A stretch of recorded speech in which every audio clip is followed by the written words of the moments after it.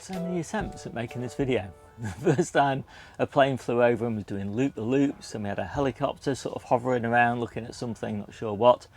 Then somebody started strimming, then I recorded the whole thing and forgot to switch the microphones on. So this is my fourth attempt at making this video.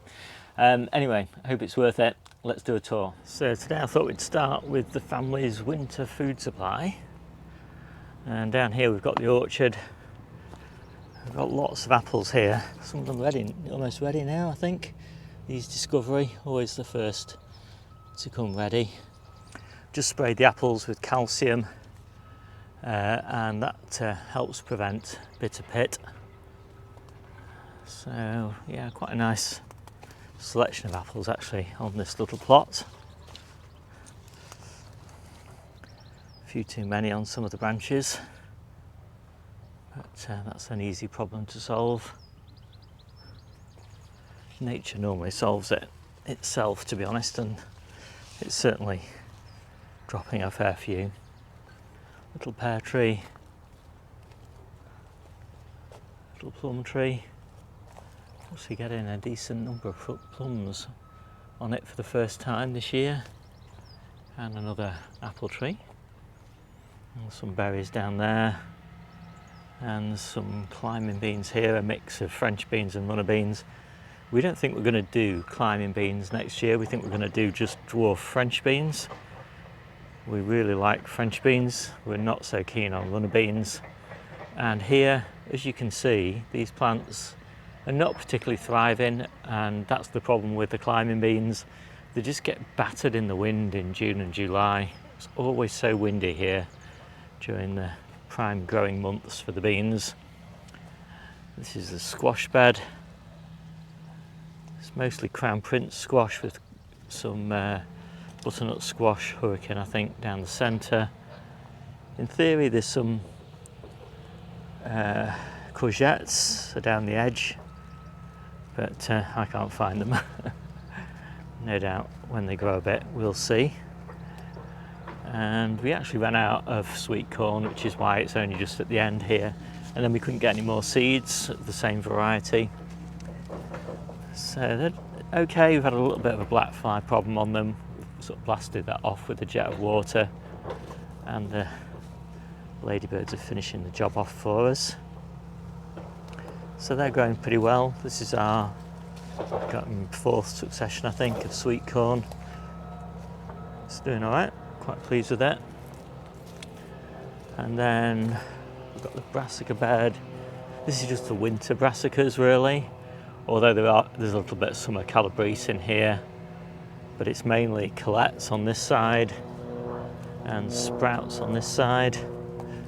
And the eagle-eyed of you will notice there's a few gaps, and that's just because we had a lot of cabbage aphid that kind of just destroyed some of the winter cabbages. So we had to take those out. Calabrese is doing really nicely. We've taken a lot of heads off. We're getting a lot of side shoots now. We don't cut across in ours. We find it just rots if you do that. It's just better to just let them side shoot naturally. We get a really great yield. We'll be eating these side shoots until September time. 1 or 2 per plant per week. So that's pretty good. We've got a few leeks in here. You can see the cabbage whites fluttering around probably. And so we'll have to start spraying with BT soon. We just wait until we see the first few caterpillars, and then we spray every couple of weeks. Don't spray when it's going to rain because it just washes off. Don't spray in the sunshine because it sort of deactivates. But yeah, spray in the evening is what we do. There's a cabbage white there. So some of the varieties of red cabbage did great, and some of them didn't do so great. As I said, we've taken a few out.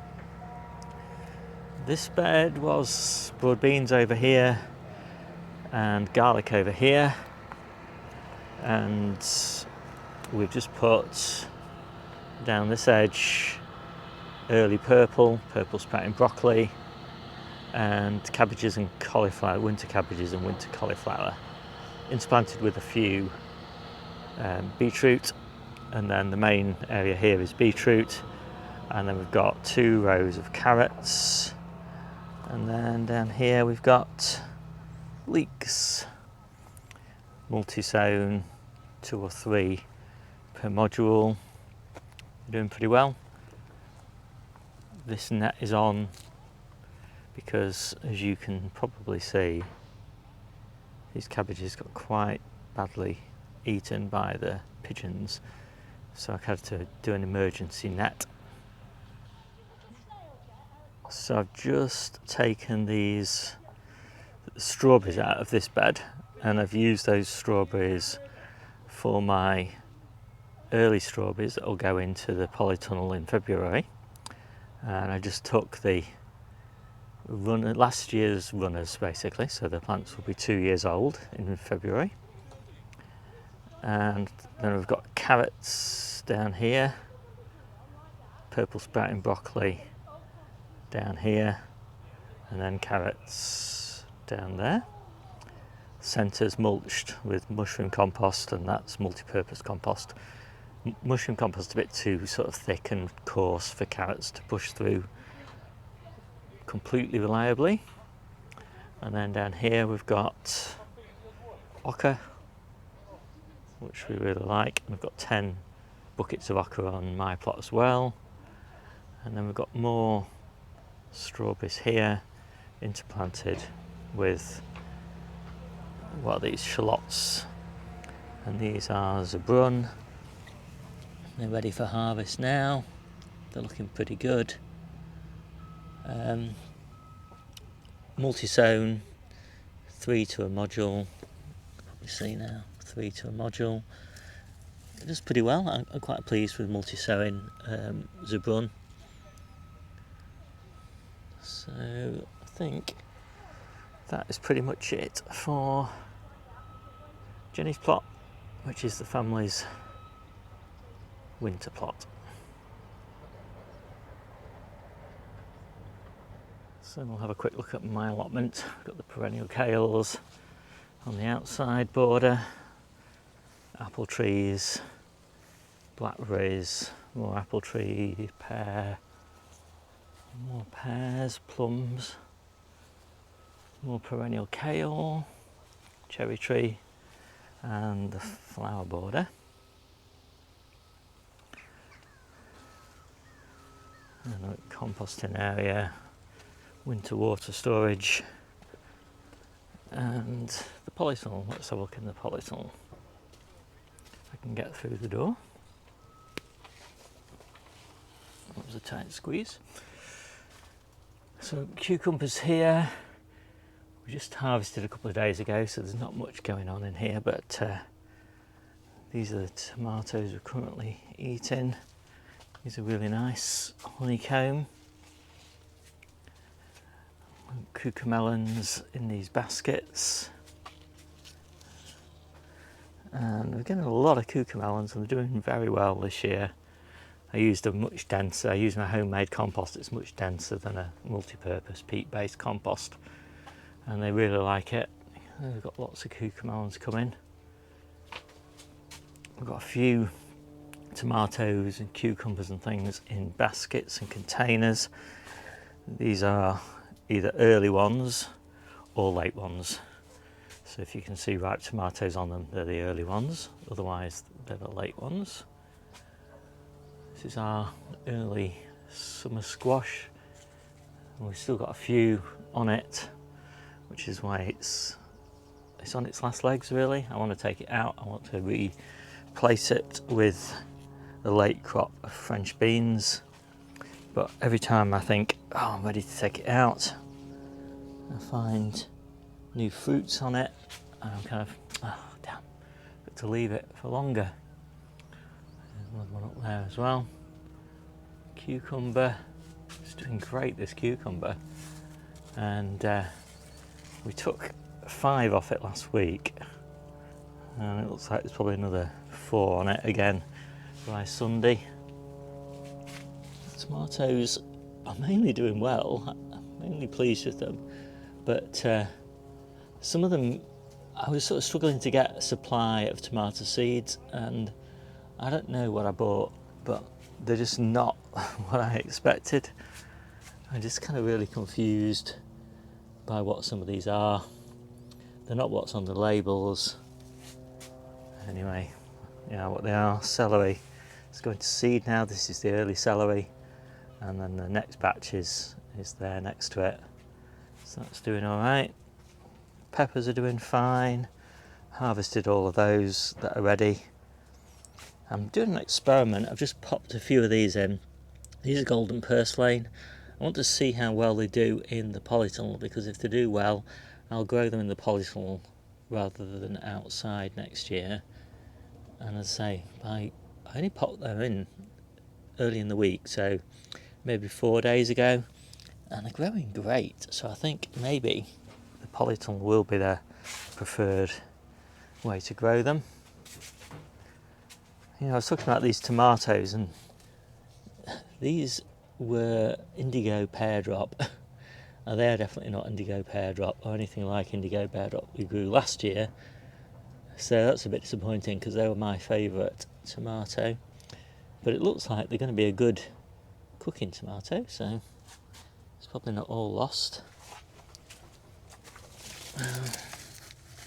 Just seeing all these massive cucumbers in here. Can you see them? These are meant to be like the little salad cucumbers. I'm always missing them, and they just grow massive. Anyway, they are what they are. So that is the polytunnel. It's looking pretty good. First succession of sweet corn, it's ready now. Picking it on Thursday. It's Tuesday today. So that's pretty good.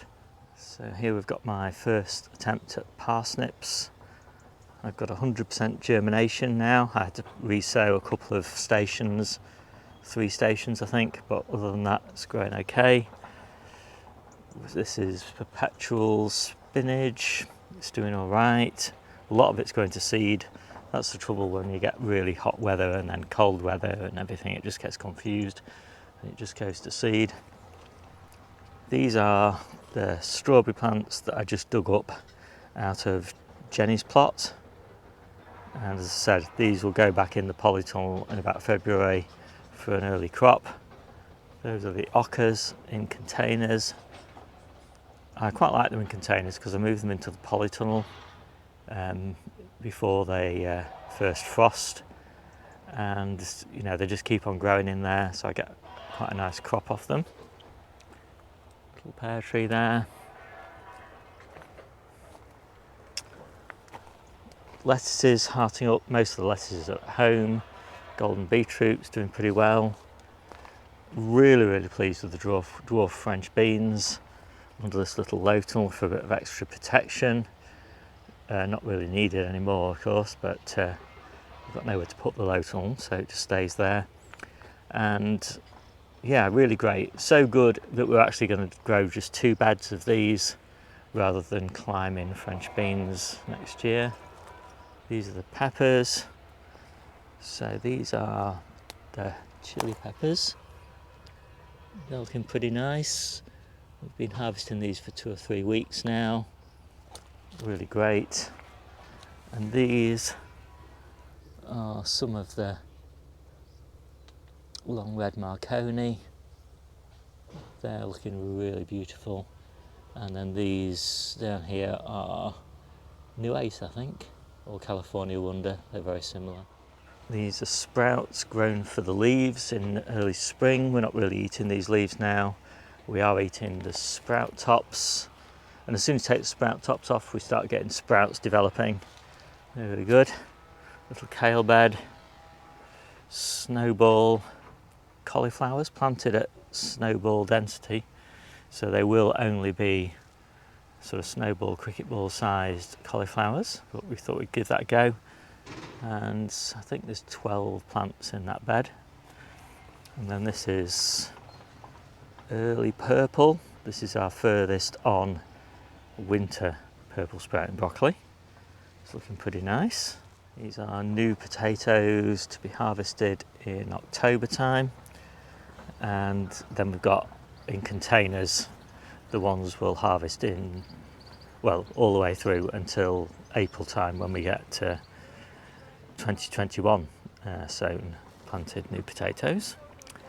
And here we've got more chard, second succession of sweet corn, 2 weeks away probably, 2 or 3 weeks away.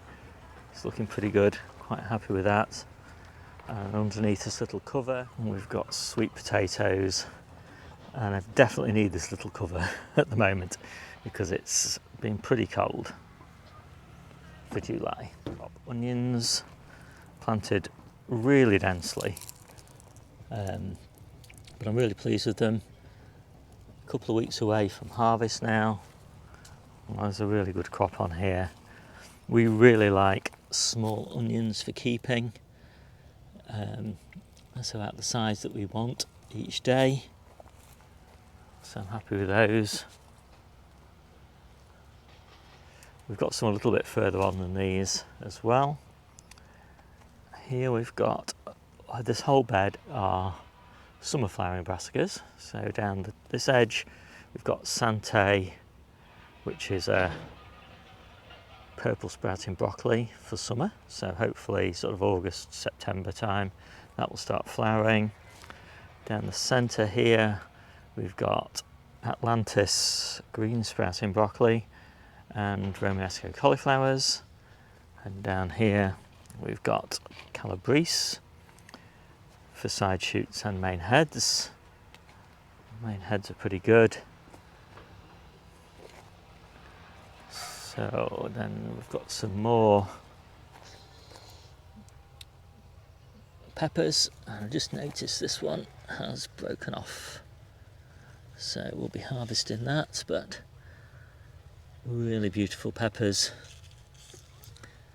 on here, all sorts of different varieties, lots of foliage, but underneath this foliage there's loads of peppers. Just to give you an idea, we've got 4 peppers on there.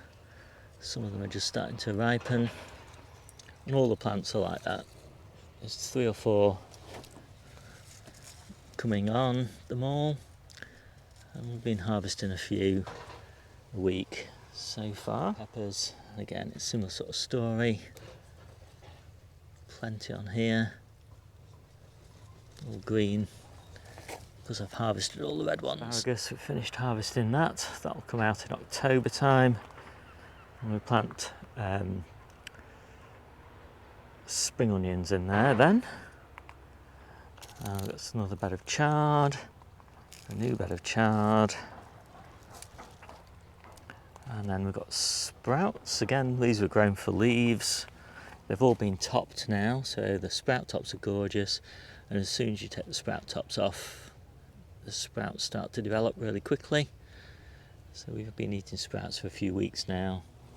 Another little bed of brassicas, and then it's carrots interplanted with garlic.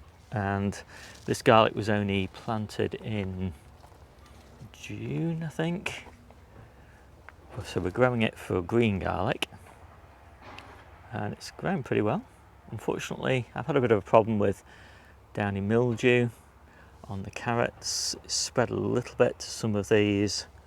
So far there's no sign of it spreading to these or to the main crop winter carrots there, but there is a bit of yellowing on the leaves there, so I'm a bit worried about what that yellowing means. These are the mulched peas. There's kind of a new flush of growth on these, which I've been really pleased to see. This is our second succession of beetroot, new ace. It's looking okay. The golden beetroot's not looking as good as the first bed that I showed you, even though it was planted earlier, and I think it's just too cold for this bed, because this was, although it's a cold frame, it didn't have the top on it because of the peas, and so that's a lesson learned. And we've got New Zealand spinach, golden purslane, New Zealand spinach, perennial kale, lots more winter carrots, Loads of strawberries. These are an ever-bearing variety, Albion I think they are. And then we've got apple, cherry, apple. Autumn fruiting, summer fruiting radishes. The gooseberries are all finished around the outside. And we're almost done. So here we've got a mix of green sprouts in broccoli and calabrese, and some more New Zealand spinach. Quick walk to Debbie's plot, which is our perennial plot. And we've got strawberries in the planting pockets in the pallet fence. We've got a beautiful herb garden. Our fourth, I think, succession of sweet corn, strawberries, and a really nice little bed of red onions that we just had a few surplus sets, so we planted those. These are the only ones we've grown from sets. We've got a few leeks down here. These are all planted individually. Some sunchokes, artichokes, all sorts of different berries down here, gooseberries, raspberries and things like that. Debbie's planting a little hazel hedge, so friends are giving us these little plants grown from seed, nuts. And then we've got a little micro orchard. So we've got apples, cherry, apple, plum, apple, goji berry, which is never really fruited. And then along that fence, we've got outdoor tomatoes. So I think these are sweet million. These are, I can't remember what they're called. Come back to that. Then we've got graffiti cauliflower, Romanesco cauliflower, golden beetroots, berries of all sorts of descriptions, loads of currants, asparagus just down the middle there. Those were Crimson Crush, those tomatoes. Debbie's just put this little asparagus bed in this year. So many black currants. There's only so much you can do with them, and we have made so much jam and cordial and frozen loads, just so many. And then we've got pear, quite a nice crop on some of these. Celeriac, and another perennial bed here. This is perennial kale, globe artichokes,